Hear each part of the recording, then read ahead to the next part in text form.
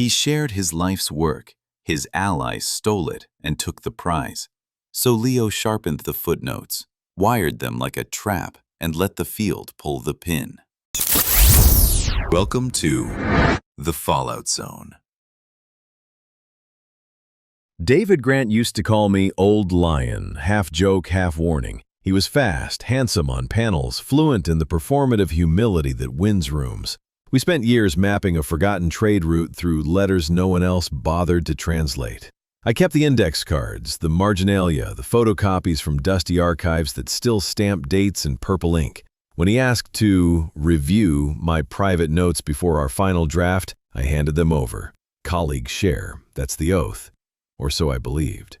2 weeks later, a preprint dropped under his sole name. Same root, same letters, same odd mistranslation of a 16th century Polish proverb that only appears if you missed a diacritic. My diacritic. He accepted the San Vincent Prize in a Navy tuxedo and thanked those who cleared the path. I watched on a laptop with the volume off. I tried the committee. Documentation, emails, draft timestamps, even the registrar's log showing when I checked the Krakow box files.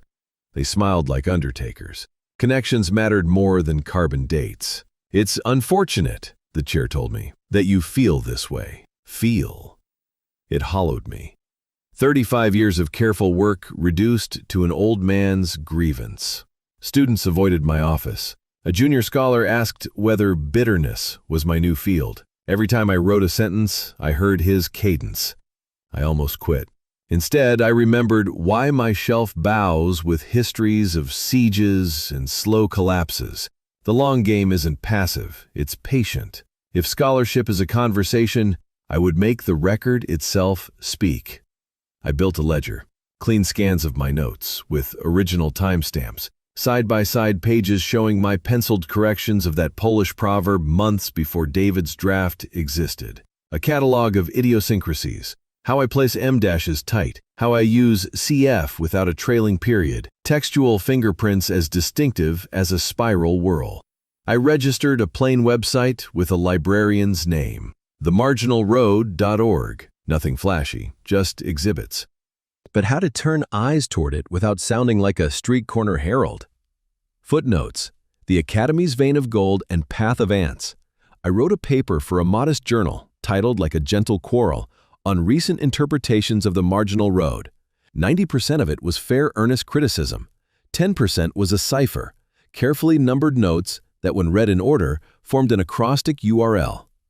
Others contained innocuous phrases, see also Fig 12, that when clicked in the online version jumped to a harmless image caption hiding a tiny superscript dot. Click again and you landed on the exhibit index and then on the site. I didn't email the committee. I emailed 3 graduate students, the kind who annotate in 3 colors, and 1 prickly librarian who hates sloppy citations like litter on a trail. Curiosity did the rest. Within a week, a thread on an academic listserv asked, "Is anyone else seeing this?" The marginal road's traffic spiked from 5 visits to 5,000. Dave's supporters tried to swat it as misunderstandings, then stopped talking altogether. The committee reconvened. They asked for my exhibits, which they already had, only now the whole field was looking over their shoulders. David called me, voice low. "You've made enemies." "No," I said, "you've made evidence." When they revoked his award, the press release cited methodological concerns. When a publisher paused his forthcoming book, the reason was verification pending. Language learned to be ashamed of itself. Then came the email I printed and folded into my pocket like a relic. The committee would amend the record. They offered me sole authorship on the original research, the paper as it should have been, and proposed that the Saint Vincent Prize be reassigned in the archive to my name. I asked for one addition: mark the public ceremony waived at recipient's request and officially enter the prize as posthumous when I'm gone. Let the noise end with me. Let the work live. I walked to campus that evening, past the stone lions, past freshmen who will forget 10 of their 13 required texts. I stood by the library door and pressed my palm to the cool glass. People ask if I feel triumphant. Triumph is loud. Vindication is quiet. It sounds like turning a page and finding your handwriting exactly where you left it. History remembers what it can verify, and I gave it the proof. Thank you for watching The Fallout Zone. Please don't forget to like and subscribe. See you next time.